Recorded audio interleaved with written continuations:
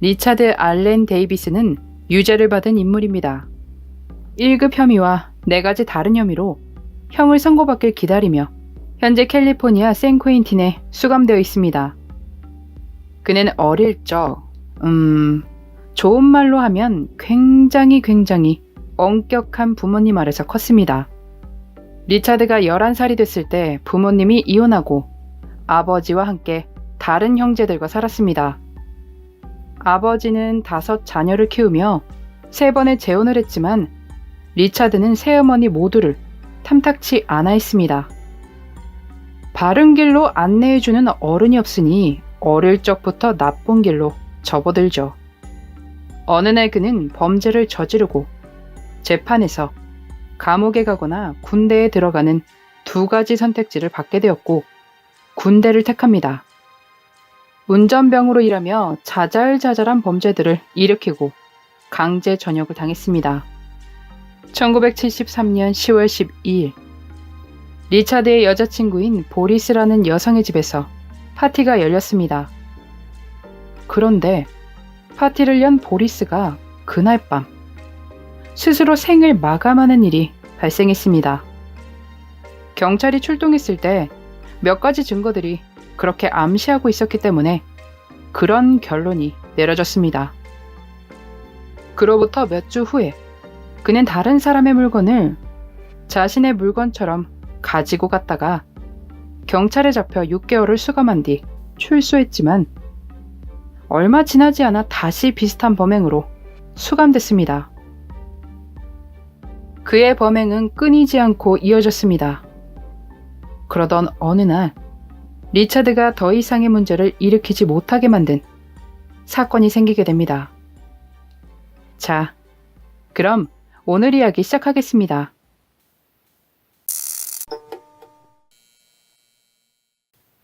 (1993년 10월 1일) 폴리 클라스는 캘리포니아 페탈로마에 사는 엄마 집에서 2 친구들과 함께 파자마 파티를 열었습니다. 맛있는 것도 먹고 좋아하는 남자에 대해서도 이야기를 나누며 수다를 떨고 있었습니다. 밤 11시 30분경 폴리의 집에 검은 그림자가 들이닥쳤고 그 다음 폴리만이 사라졌습니다. 영상의 추가 설명은 매주 화금 9시 2분에 최초 공개 때 이루어지고 있습니다. 현장에 출동한 경찰들은 2 친구들의 진술을 토대로 몽타주를 만들었습니다.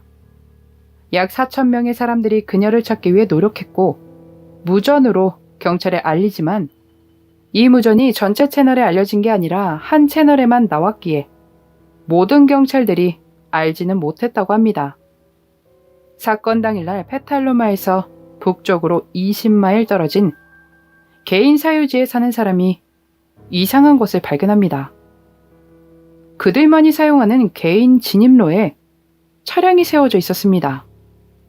그녀는 불안함을 느끼고 다른 곳으로 가기 위해 딸과 함께 차를 출발시켰습니다.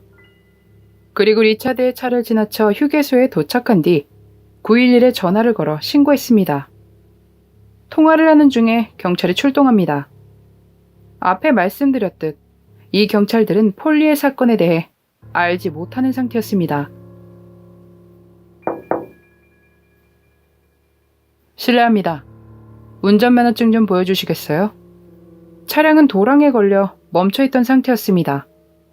경찰들은 번호판을 확인하고 운전면허증을 받아 차주가 리차드 알렌 데이비스라는 사실을 알아냅니다. 그들은 거주지 소유자를 설득해 경범죄로 차주인을 체포하려 했지만 소유자가 거절했습니다. 경찰은 리차드를 보내기 전에 필드 신문을 작성하고 도랑에서 차를 빼내기 위해 견인차를 부릅니다. 그리고 기다리는 중에 내부 수색을 하지만 맥주 한 병이 나올 뿐이었습니다. 리차드 그는 당시 유죄를 받고 16년의 형을 선고받았다가 가석방을 받아 자유를 얻은 상태였습니다. 그 점에 대해 한 TV쇼에서 말도 안 되는 일이라며 큰 비판을 하기도 했었습니다. 몽타주를 가지고 수사를 진행하지만 참 단서가 없었고 딱히 들어오는 목격담도 없었습니다. 그렇게 2달여가 흘러갔습니다. 11월 28일 부동산 소유주가 주변을 좀 넓히려고 벌목꾼들을 고용해 숲을 조사 중이었습니다. 그러다 몇 가지 물건들을 발견하고 이상함을 느껴 경찰에 신고를 넣습니다.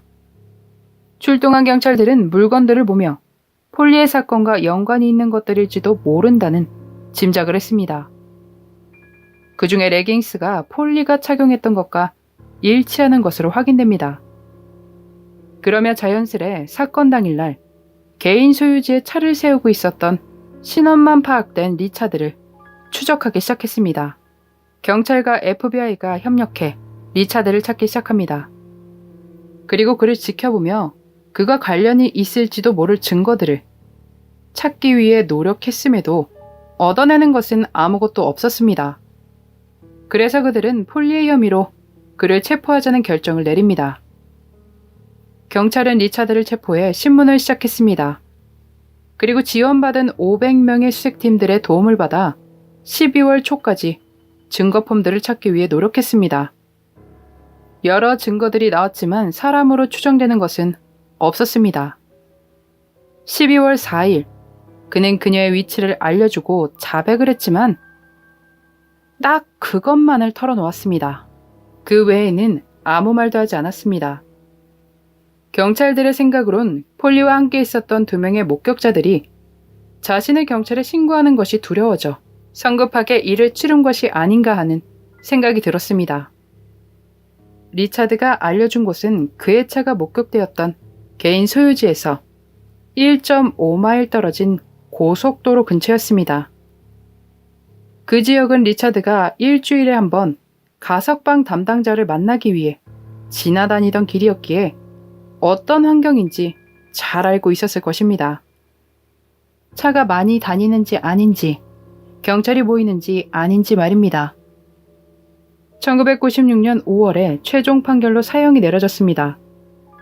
폴리의 아버지는 리차드를 비난하다 견디지 못하고 법정에서 나갈 수밖에 없었습니다. 리차드의 태도도 매우 나빴는데 법정 카메라 앞에서 가운데 손가락을 보여주는 행동도 합니다. 리차드는 수감 중인 상태로 항소를 위해 변호사들과 노력 중입니다.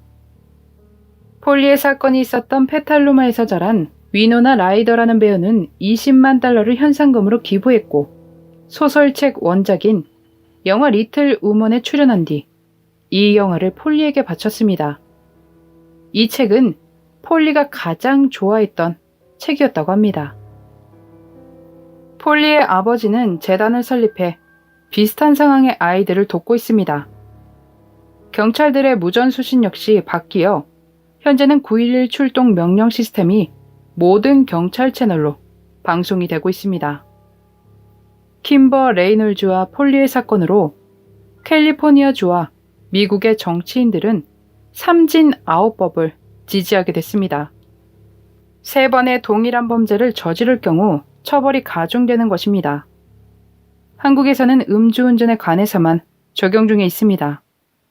분명 음주 말고도 적용해야 할 범죄들이 많을 텐데 말입니다. 리차드는 1960년대부터 1993년까지 멈추지 않고 범죄 경력들이 있음에도 멀쩡히 일반인들의 삶에 녹아들어 있었습니다. 미국에서 현재 노령화 수감자들이 많아 머리 아파하고 있는데 새롭게 늘어가는 범죄자들 역시 많아지고 있습니다. 완벽한 대안을 찾기는 당연히 힘들겠지만 이렇게 같은 일을 또 저지를 것이 보이는 자들은 사회에 내보내지 않았으면 좋겠습니다.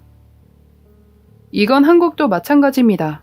이미 한번 그런 일들을 저지른 사람이 갱생될 리 없다는 의견을 가지고 있는 한 사람으로서 그런 사람은 한평생 수감되어 있어야 많은 시민들이 안심하고 살 수 있을 거라 생각됩니다. 한국은 이런 범죄의 형량도 너무 적어서 깜짝 놀랄 정도죠. 참 안타깝습니다. 아무리 그들을 막는다고 해도 이런 사람들은 계속해서 생겨날 것이라는 걸 알고 있습니다.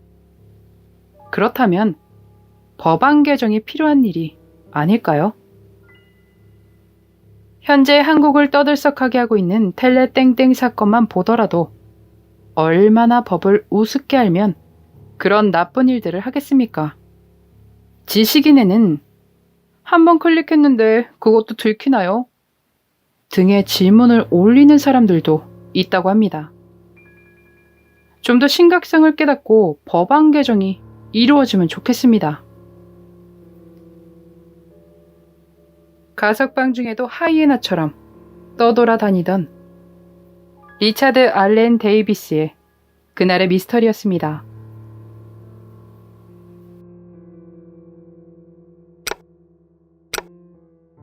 마지막까지 시청해주셔서 감사합니다. 좋아요와 구독은 저에게 큰 힘을 줍니다. 오늘 하루도 수고하셨습니다. 좋은 밤 보내세요.